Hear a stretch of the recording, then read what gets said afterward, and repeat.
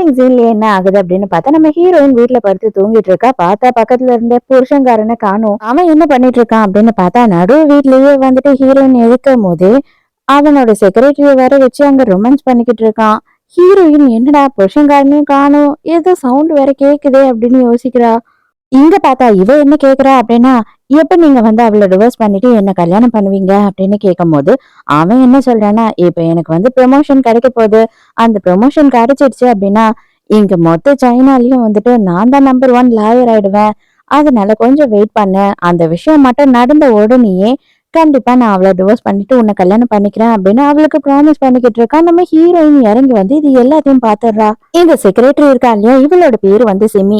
இவளுமே வந்து ஹீரோயின் வந்து பாக்குறதையும் பாத்துடுறா. பாத்துட்டு வேணும்னே ஹீரோயின் கண் எதிர்க்கே ரொமான்ஸ் பண்ண ஆரம்பிச்சிடுறா.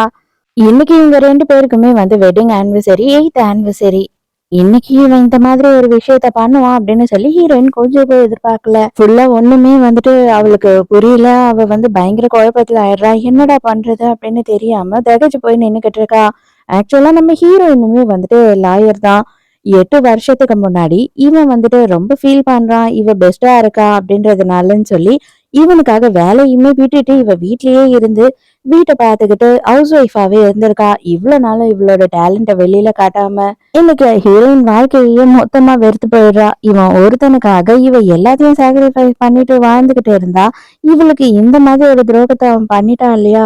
அதனால பயங்கர குழப்பத்திலேயே கதறி கதறி அழுதுகிட்டே கார் எடுத்துக்கிட்டு எங்கேயோ போயிட்டு இருக்கா. எங்கதான் நம்ம ஹீரோயின் போறா அப்படின்னு பார்த்தா இப்பதான் நமக்கு நம்ம ஹீரோவை இன்ட்ரடியூஸ் பண்றாங்க. இவனுமே ஒரு லாயர் தான். இவனோட பேர் வந்து லோச்சன். நம்ம ஹீரோயின் படிக்கும் போது காலேஜ்ல நம்ம ஹீரோயினோட ஜூனியர் பையனா தான் இவன் இருந்திருக்கான். இவன் ஒன் சைடா ஹீரோயினை பல வருஷமா லவ் பண்ணிக்கிட்டு இருக்கான்.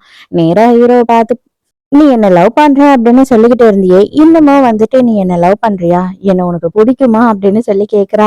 இவன் என்ன ஆச்சு உனக்கு, திடீர்னு எதுக்காக இதெல்லாம் கேக்குற அப்படின்னு கேக்குறான். நான் கேட்டதுக்கு மட்டும் பதில் சொல்லு அப்படின்னும் போது இவன் சிரிச்சுக்கிட்டே நிக்கிறான். அடுத்த சீன்லயே பார்த்தா ஹீரோவும் ஹீரோயினும் ரொமான்ஸ் பண்ணிக்கிட்டு இருக்காங்க. அதோட மறுநாள் காலையில ஹீரோவையும் காட்டுறாங்க. ஹீரோயினுக்கு ஹீரோவை ஃபேஸ் பண்ணவே கஷ்டமா இருக்கு.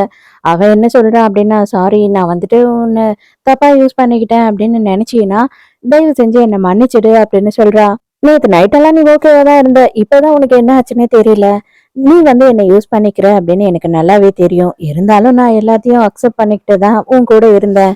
எனக்கு உன்னோட வெட்டிங் டே நல்லாவே ஞாபகம் இருக்கு. நேத்து உன்னோட வெட்டிங் ஆனிவர்சரி, அதையும் விட்டுட்டு நீ என் கூட இங்க வந்து நைட்டு இருந்த அப்படின்னா கண்டிப்பா ஏதோ ஒரு விஷயம் உன்னை காயப்படுத்தி இருக்கு.